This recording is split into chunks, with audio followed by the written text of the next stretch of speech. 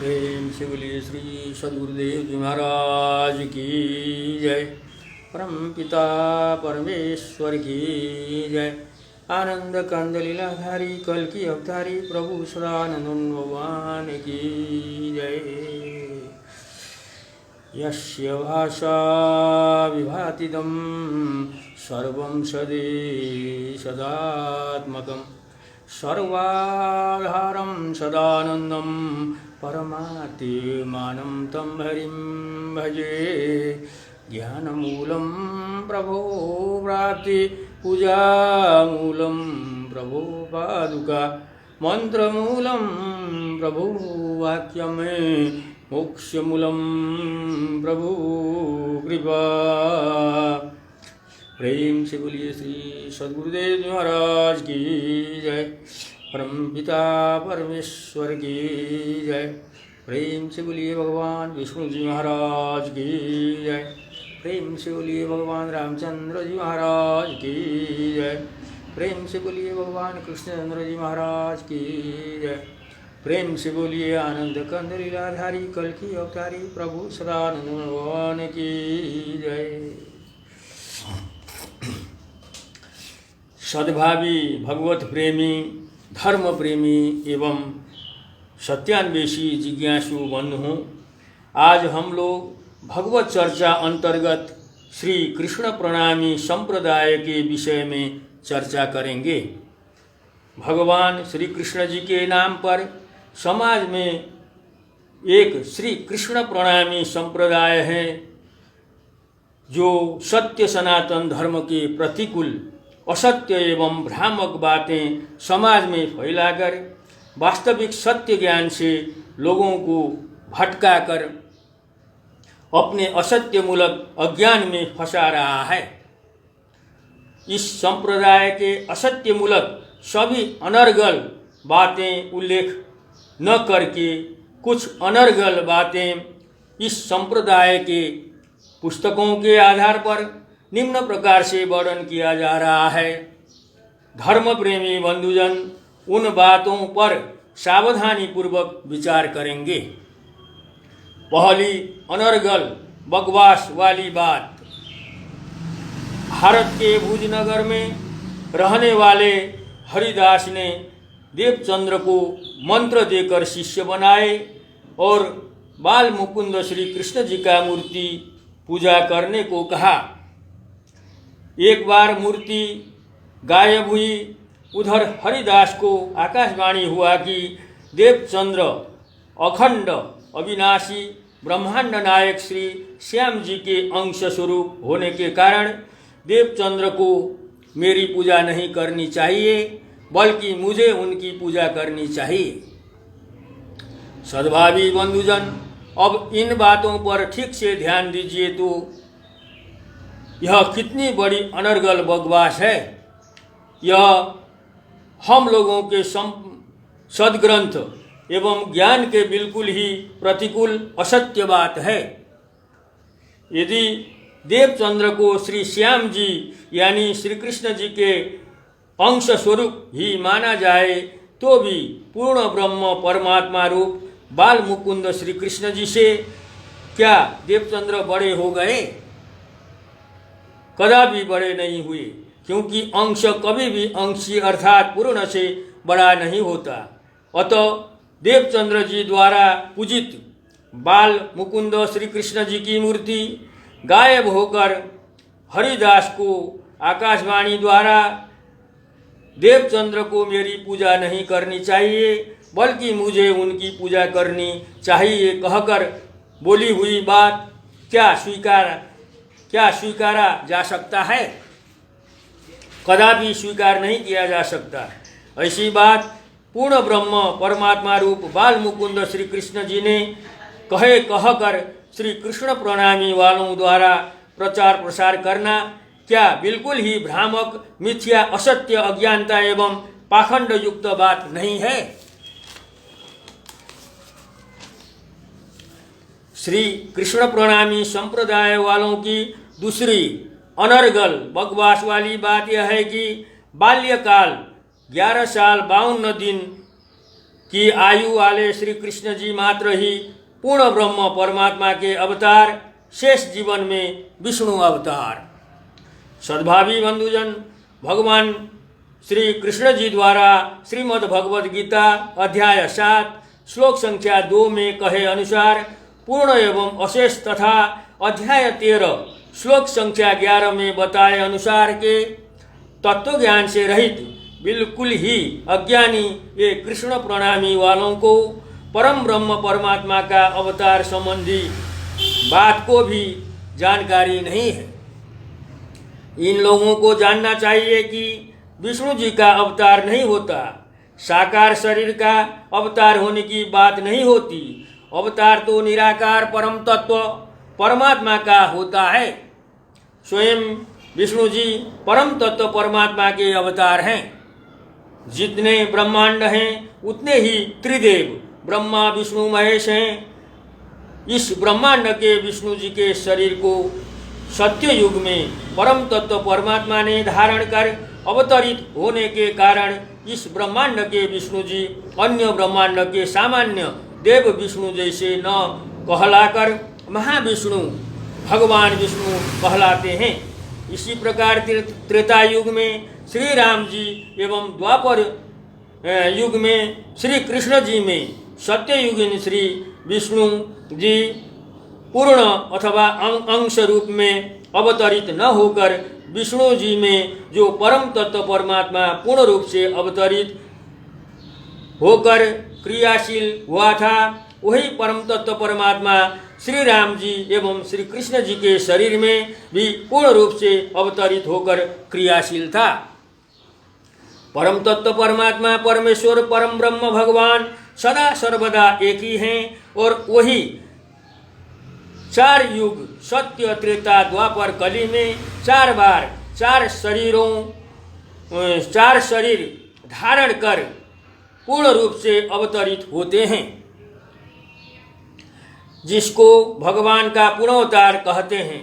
सत्ययुगीन श्री विष्णु जी, त्रेता युगीन श्री राम जी, द्वापर युगीन श्री कृष्ण जी या श्याम जी तथा कली युगीन श्री कल्की जी या श्री सदानंद जी वही एक पूर्ण ब्रह्म परम तत्व परमात्मा के 4 युग के 4 पूर्णावतार हैं। श्री कृष्ण प्रणामी वालों द्वारा प्रचारित 11 साल 52 दिन वाले श्री कृष्ण जी मात्र ही पूर्ण ब्रह्म परमात्मा तथा उसके बाद श्री कृष्ण जी में पूर्णता न रहकर कमी होने की और महाभारत युद्ध के समय में अर्जुन को गीता ज्ञान देते समय में श्री कृष्ण जी में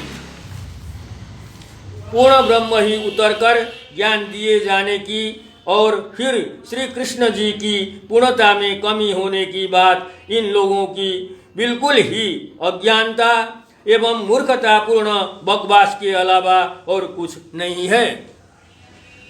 पूर्ण ब्रह्म परमात्मा जिस शरीर में पूर्ण रूप से अवतरित होता है और जब तक शरीर छोड़कर वापस परम धाम नहीं जाता तब तक उस शरीर में कहीं कुछ कमी होने की बात नहीं होती।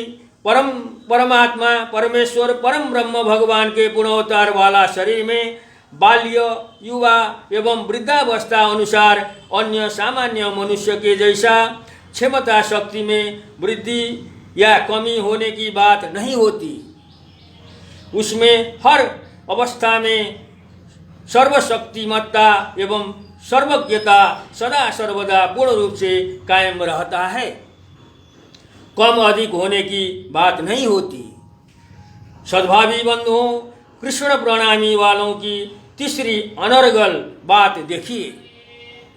देवचंद्र अखंड अविनाशी परम धाम निवासी श्याम जी के अवतार हैं कहने के बाद विक्रम संवत 1663 में बाल श्री कृष्ण जानकर देवचंद्र को हरिदास ने गुरु बनाकर बाके बिहारी के वस्त्र पहनकर पूजा करने का सलाह दिए। हरिदास देवचंद्र का चेला बने। अब बंधुओं विचार करिए तो स्वयं देवचंद्र परमात्मा भगवान के अवतार हैं तो उनको भगवान की पूजा करने की कहाँ से बात आएगी। कहाँ वर्तमान अवतार पूर्व के अवतार का पूजा करता है? कहाँ श्री कृष्ण जी ने श्री राम जी तथा श्री विष्णु जी का पूजा किए? कहाँ श्री राम जी ने श्री विष्णु जी का पूजा किए? श्री कृष्ण प्रणामी वालों का एक और बिल्कुल ही अनर्गल बकवास वाली बात को देखिए। ये लोग देवचंद्र महाराज ने ध्यान मग्न अवस्था में भगवान श्री कृष्ण जी का दर्शन प्राप्त करने की और श्री कृष्ण जी द्वारा उनको तारतम मंत्र देने की, जिसके द्वारा परम धाम जा सकने की, मोक्ष प्राप्त कर सकने की बात कहते हैं, जो भगवान के पुनोत्तार द्वारा प्रदान किए जाने वाला वास्तविक तत्व ज्ञान के प्रतिकूल बिल्कुल ही असत्य बात है। श्रीमद् भगवद गीता, श्रीमद् भागवत महापुराण तथा अन्य कहीं भी भगवान श्री कृष्ण जी ने कोई तारतम मंत्र से मोक्ष प्राप्ति, परम धाम प्राप्ति होने की बात न कहकर केवल तत्व ज्ञान से मोक्ष प्राप्ति, परम धाम प्राप्ति होने की बात कहे हैं।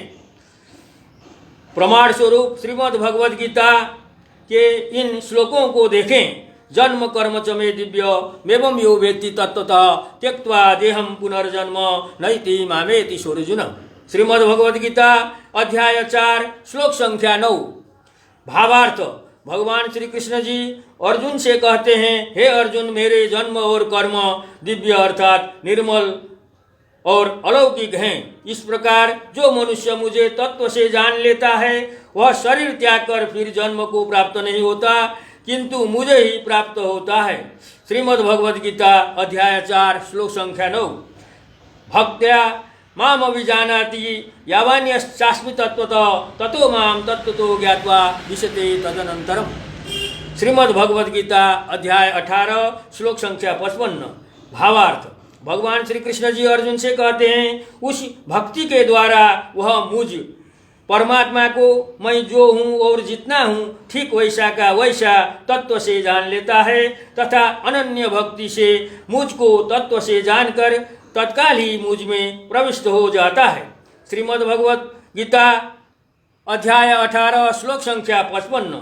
इस प्रकार भगवान श्री कृष्ण जी ने श्रीमद् भगवद गीता तथा अन्य कोई भी सदग्रंथ में कहीं भी तारतम मंत्र द्वारा मोक्ष प्राप्ति होने की, परम धाम पहुँचने की बात न कहकर तत्व ज्ञान से मोक्ष प्राप्ति, परम धाम प्राप्ति होने की बात कहे हैं।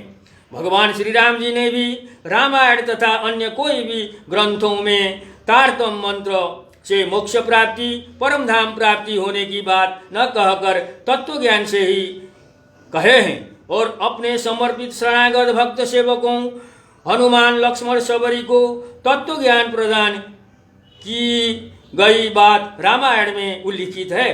भगवान श्री विष्णु जी ने भी कहीं कोई भी ग्रंथ में तारतम मंत्र से मोक्ष प्राप्ति, परम धाम प्राप्ति न कहकर केवल तत्व ज्ञान से ही मोक्ष प्राप्ति, परम धाम प्राप्ति की बात कहे हैं। प्रमाण के लिए भगवान श्री विष्णु जी की वाणी गरुड़ पुराण से देखें। तस्मादित्यादिकं कर्म लोकरंजनकारकं मोक्षस्य कारणं साक्षात् तत्वज्ञानम खगेश्वर। गरुड़ पुराण अध्याय 16 श्लोक संख्या 70। भावार्थ: भगवान श्री विष्णु जी गरुड़ जी को कहते हैं, हे पक्षीराज गरुड़, संपूर्ण कर्म मंत्रों का जप, तप, व्रत, नियम, तीर्थ, स्नान, दान, उपवास, त्याग तथा आदि तो लोक को प्रसन्न करने वाले हैं। मोक्ष का कारण तो साक्षात तत्वज्ञान ही है। गरुड़ पुराण अध्याय 16 श्लोक संख्या 70। इस प्रकार स्पष्ट है कि जीवात्मा को मोक्ष की प्राप्ति, परम धाम की प्राप्ति कोई तारतम मंत्र से कदापि प्राप्त न होकर अवतार काल में सद्गुरु रूप भगवान के पुनःअवतार द्वारा दिए जाने वाले तत्व ज्ञान से मात्र ही होता है। फिर यह तत्व ज्ञान ध्यान मग्न अवस्था, स्वप्नावस्था अथवा कोई भी अवस्था में अनावतार काल में प्राप्त होने वाला ज्ञान नहीं है। यह तत्व ज्ञान तो केवल अवतार काल में सदगुरु रूप भगवान के पुनःअवतार साकार भगवान द्वारा पूर्ण जागरण अवस्था में अपने समकालीन समर्पित शरणागत भक्त सेवकों को अपने सामने रखकर सूक्ष्म दृष्टि, दिव्य दृष्टि एवं ज्ञान दृष्टि प्रदान करते हुए दिए जाने वाला ज्ञान होता है।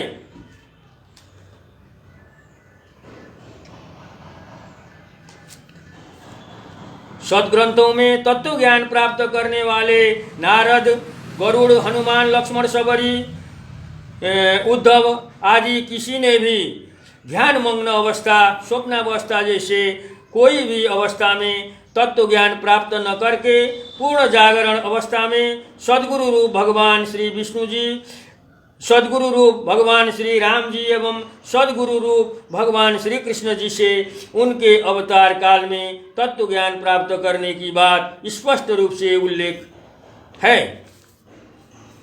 तत्व ज्ञान कोई तारतम मंत्र न होकर पूर्ण संपूर्ण का अर्थात संसार, शरीर, जीव, ईश्वर, परमेश्वर का संपूर्णतया जानकारी वाला पूर्ण ज्ञान होता है। भगवान श्री कृष्ण जी ने गीता अध्याय 13 श्लोक संख्या 11 में केवल तत्व ज्ञान को ही ज्ञान और अन्य सब जानकारियों को अज्ञान घोषित किए हैं। उक्त श्लोक को देखा जाए, अध्यात्म ज्ञान नित्यतम तत्व ज्ञानार्थ दर्शनम यतज ज्ञानमिति प्रोक्तम ज्ञान यदतो अन्यथा। श्रीमद् भगवद गीता अध्याय 13 श्लोक संख्या 11। भावार्थ, अध्यात्म ज्ञान में नित्य स्थिति और तत्व ज्ञान के अर्थ रूप परमात्मा को ही देखना यह ज्ञान है, और जो इससे अन्य या दूसरा सब कुछ ही अज्ञान है, ऐसा कहा है। श्रीमद् भगवद गीता अध्याय 13 श्लोक संख्या 11। सद्भावी बंधुओं, भगवान का दर्शन, साक्षात्कार अर्थात भगवत प्राप्ति एवं मोक्ष प्राप्ति या परम धाम प्राप्ति कर्मकांड अंतर्गत के कोई भी तारतम मंत्र या अन्य कोई भी मंत्रों से तथा अध्यात्म अंतर्गत के कोई भी योग साधना के क्रियाओं से कदापि संभव न होकर सद्गुरु रूप भगवान के पुनःअवतार द्वारा मात्र ही दिए जाने वाला तत्व ज्ञान से संभव है। यह श्री कृष्ण प्रणामी संप्रदाय वाले हमारे सनातन मान्यता प्रति ध्यान न देकर करीब 400 साल पहले के तत्वज्ञान से रहित देवचंद्र जी द्वारा चलाया गया तथा प्राणनाथ एवं उनके शिष्य छत्रसाल जैसे तत्वज्ञानहीन अज्ञानियों द्वारा प्रचारित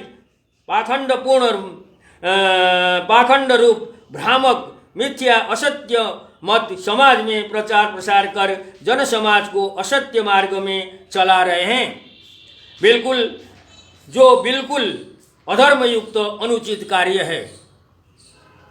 श्री कृष्ण प्रणामी वालों को ऐसे अधार्मिक, भ्रामक, मिथ्या, असत्य, पाखंडपूर्ण क्रियाकलाप को पूर्णतः त्यागते हुए पूर्वाग्रह रहित होकर पूर्ण ब्रह्म परमात्मा परमेश्वर परम ब्रह्म भगवान के वर्तमान पुनःअवतार कलियुगीन कल की अवतार संत ज्ञानेश्वर स्वामी सदानंद जी परमहंस द्वारा विरचित सदग्रंथों को अच्छी प्रकार अध्ययन कर तथा ऑडियो वीडियो द्वारा उनके सत्संग सुनकर वास्तविक सत्य ज्ञान के विषय में जानकारी हासिल कर उनको पहचानते हुए उन्हीं के चरण शरण में रहते हुए अपना तथा अपने मिथ्या धर्म संप्रदाय में फंसे हुए लोगों का मानव जीवन सफल बनाना चाहिए।